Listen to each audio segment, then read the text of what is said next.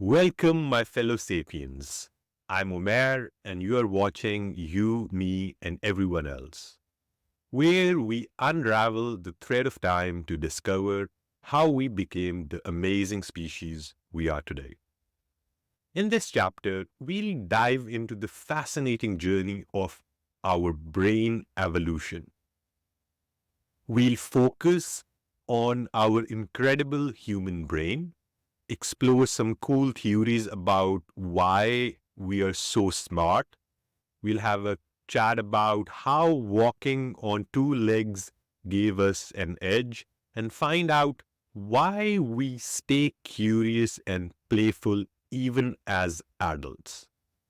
And to make it come alive, we'll follow the story of Kero and his father Raku, a pair of Homo habilis. Ready? All right, let's go. The amazing human brain. First, let's talk about our brain. It's a pretty incredible organ. Imagine your brain as a supercharged computer, always buzzing with activities. It uses about 20 to 25% of your body energy when you are just at rest. For babies, it's even more. It consumes about 60% of the energy at rest in infants. That's a lot of brain power. That is a lot of energy. Our brain is great at problem solving, being creative, and interactive with others. Think about it.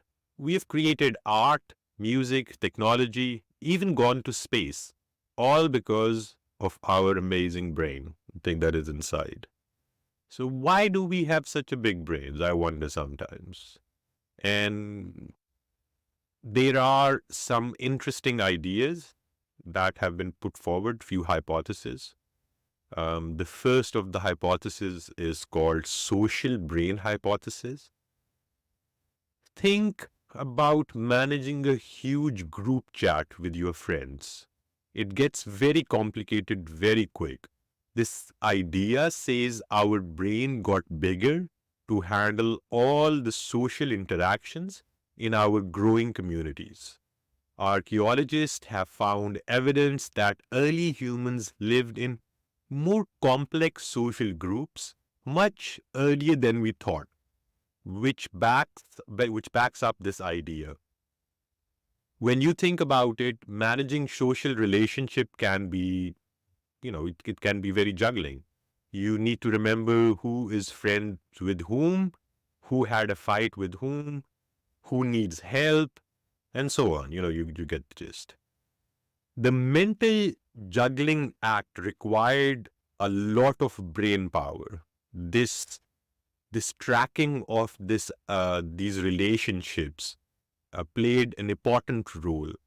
The early humans being were able to, they needed to navigate these social networks, and which was very crucial for survival. So they had to cooperate to hunt, share food, and protect each other. And over time, those with better social skills had a better chance of survival, and thus their brain evolved to become more larger and more complex. Gossip played a big role here. Gossiping or sharing information about others helped everyone stay informed about the social dynamic of the group. It's like a social glue that keeps the communities together. Knowing who to trust, who has alliances with whom, who might be a threat is vital information for survival. How do you, for instance, manage your social interactions today? Do you rely on technology, memory, or a mix of both? Just a thought-provoking question. So next we have ecological intelligent hypothesis. Imagine exploring a new city with just the basic map. It's very tough, right? Now think of upgrading it to the GPS system. This idea says that our brain evolved to help us navigate and survive in complex environments, just like upgrading, having a GPS upgrade. The early humans faced constant changing environments. They had to remember where to find water, which plant were safe to eat, and how to track animals. All of this required a lot of memory and problem solving skills. And as they moved into new and more varied environments, these cognitive skills became even more important. Those who could best navigate these challenging terrains, leading to evolution of larger and more capable brains. Right? Number 3, cultural intelligent hypothesis. Think of this like upgrading from a basic phone to a smartphone.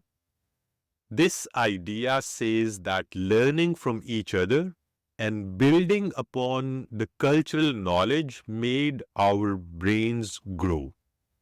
The more we learned and shared, the smarter we became.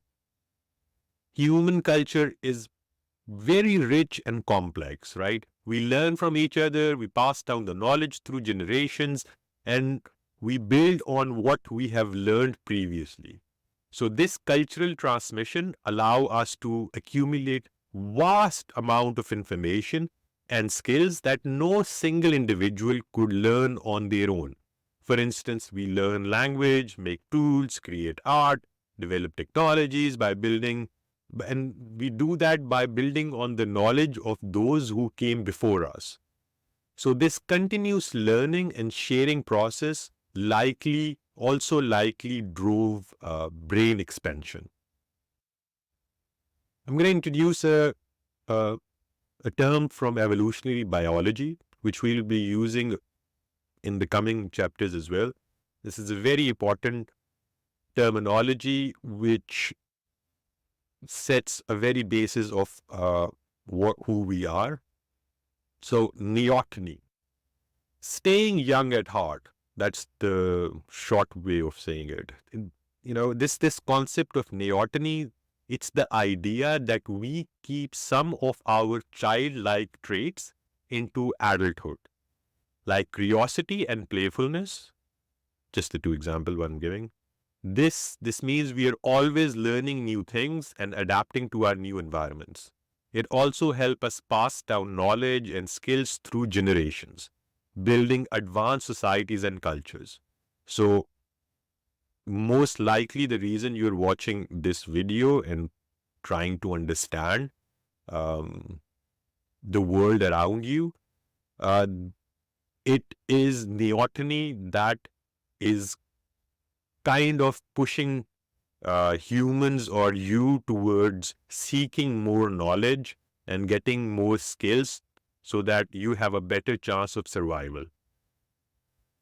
The secret weapon that we had, the early humans had, was walking on two legs, right? Switching gears and, let's talk about this. Like how does walking upright set us apart? Walking on two legs, or bipedalism, walking upright, like standing up, gave us some very big advantages.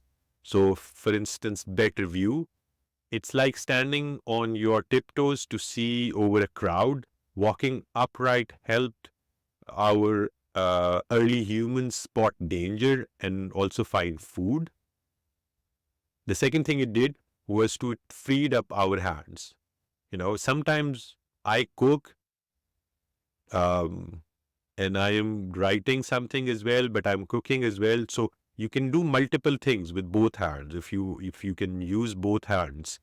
So walking upright freed our hands as well to make use of tools, carry things, do delicate tasks. This led to all these amazing technologies that we have, because we are no longer relying on 4 legs. We have 2 hands and 2 legs. Energy efficiency. The third, walking on 2 legs is like driving a very fuel efficient car. It helps us cover more ground without using too much of an energy. But it wasn't all easy walking upright. It also meant lots of challenges, because if you think of it, if we are taking this narrative, um, and if the lineage was split 5 million years ago, 6 million years ago from chimpanzees, so the basic structure of the skeleton would be for locomotion. And so if the skeleton started to modify, evolve into just using 2 legs to walk, so it's very efficient. You can run faster for longer period of time as well. One of the things that it can do, bipedalism, it's what it can do is uh, you have less exposed surface towards the sun as well. So you have less exposure, as opposed to if you're walking on 4 legs, your whole back is kind of exposed to the sun. So you're really losing more hydration. You're losing things in sweat. So that helped as well. So if I want to bring the ideas that I said into life, I'll tell you a story about Kero and Raku. Okay, I've just made up this story. So let's step into the African savannas and meet Kero and his dad Raku, members of species Homo habilis, not Homo sapiens, Homo habilis. Picture this. The savannas bathed in golden sunlight, grass swaying gently across the plains. Kero, a curious young boy, sticks close to his father Raku, feeling a mix of fear and excitement. They are part of a band of Homo habilis, surviving through their wit and very simple tools. Not very simple, simple tools. Raku watches a pride of lions from a distance. And when the lion leaves, Raku signals to the group, right? No hands, you can stand up and you can use your vocal cord.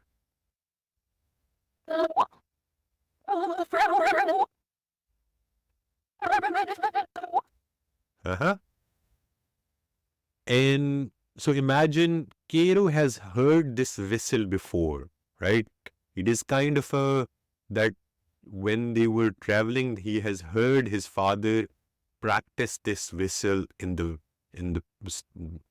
before. But when he hears this whistle, they can kind of move up, right? They can stand upright, they can scan for dangers before they just move in. And because they are not using 4 legs, so they can carry stones.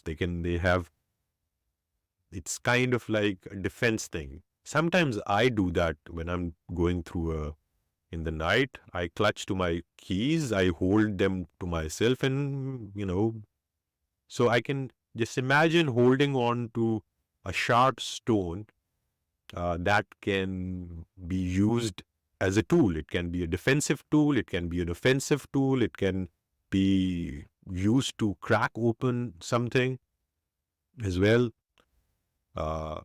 Crack open a bone, a skull, to extract, different kind of eating materials. So as they see the lions leave, the group comes in.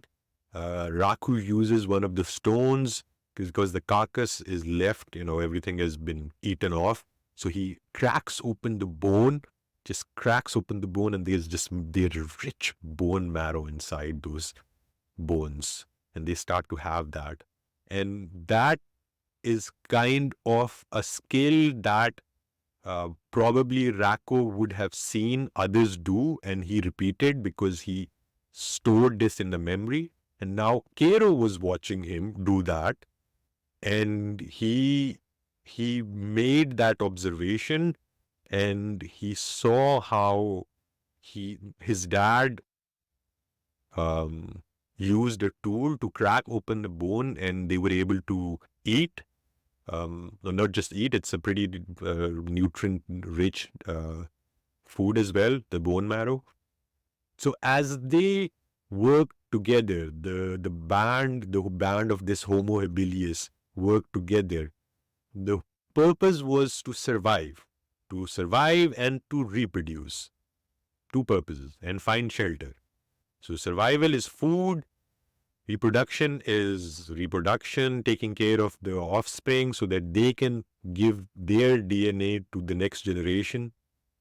So their adaptability, their efficient movement, their social cooperation, that highlights the unique advantages that Homo habilis had.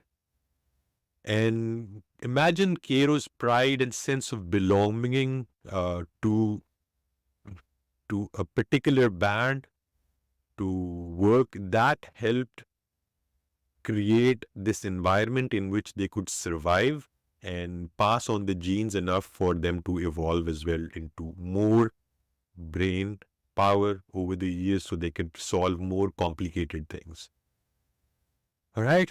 So just to recap, we explored the idea of our incredible human evolution of the brain, the significance of walking on two legs, how playfulness and curious nature has set us apart as well.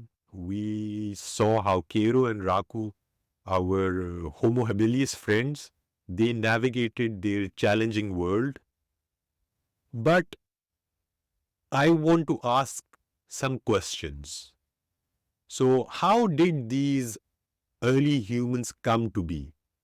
What were the first steps on the long journey to become Homo sapiens? Or, for instance, if you, I want to leave you with the few thought-provoking questions. Like how does standing upright affects your daily life and physical health? Do you experience issues such as back pain, stiff necks, and other um skeletal challenges that relates to our evolutionary shifting from bipedalism to feet? Do you buy into this narrative? Do you see a connection as the narrative goes that 5 million years ago, when the evolutionary lineage splitted from, so we started to, this Homo genus started to be more on two legs than four legs, and so the base model is the same. So how do you see a connection? Do you see in the anatomy, how can that relate? The second question that I want to leave with you for this week would be our brain size and cognitive ability. How does our large brain enable us to connect with others and transmit ideas effectively? In what way does our cognitive capabilities facilitate advanced communication, problem solving, and creativity in today's society? So, what do you think? How does that make a difference in your life, in your people around? Because it's the cognitive ability is not just having read more, or it's the ability to problem solve, to create, to come up with new ways of thinking. So think of it, how do you use new ways of coming to uh, solve the same problem, but you're looking at a different way? How does that affect your life, in your day-to-day life? And the third question that I would like to leave you guys with would be, how has neoteny influenced modern human development and social structures? So what does the role of retaining juvenile characteristics plays in your life, particularly in terms of learning, social interaction, and cultural evolution? and religion. So how has that evolutionary biological term of neoteny influenced you? What kind of things you are interested in? Think about it. What are the kind of stuff that attracts you and keeps you engaged in that playful manner of learning and interacting with the world around. So these are the three questions that I would leave to you. In the next chapter, we will delve into the period between 6 million BCE and 2 million years, 2 million BCE, which is a very crucial era for the early Homo genus. We'll explore the diverse hominids of the tropical Africa, their daily struggles and powerful emotion that drove their evolution. How did fear, ambition, love, and even greed shape their lives and the evolutionary path? So join us, join me, join us, the community, as we uncover the fascinating origins of early humans, from Australopithecus to the first toolmaker. We'll talk about Homo habilis as well, as we had today. At the end, I told you a story about a band of Homo habilis. So that band would have existed probably between 6 to 2 million years, less than 2 million probably. So we'll journey back in time when survival was dependent on innovation, cooperation, and more powerful forces of nature and emotion. All right. So stay curious. Keep unraveling the thread of time with us on you, me, and everyone else. And if you like, please share. If you don't, please let me know if I can improve, so we can see the fascinating history of a shared history. See you in the fourth chapter. And remember, we are all made up of stardust. True. Google it. AI it. We are. Until next time. Ciao, ciao.